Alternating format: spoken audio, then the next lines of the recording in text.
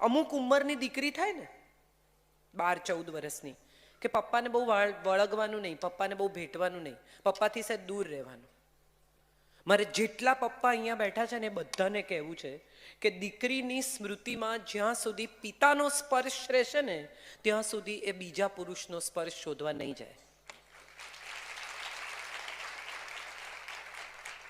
20 વર્ષની દીકરીને, 22 વર્ષની, 24 વર્ષની દીકરીને વાલથી ખોળામાં બેસાડો સાહેબ.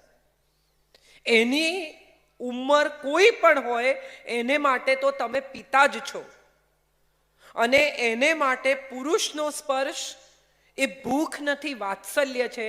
આવું એને સમજાવવાની જવાબદારી દરેક પિતાની છે.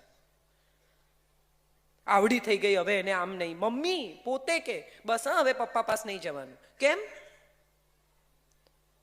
નહીં જવાનું? એ તો પિતા છે, એનાથી વધારે બીજું શું હોઈ શકે? આપણે બધા સંસ્કારી પરિવારમાંથી છીએ. આપણા ઘરોમાં એવા ક બનાવો બહુ બનતા નથી. એ અભણ લોકોમાં, મજૂર વર્ગમાં, ખરાબ લોકોમાં બને છે.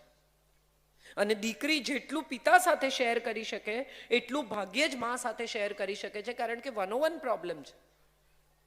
માને દેખાય છે કે હું વૃદ્ધ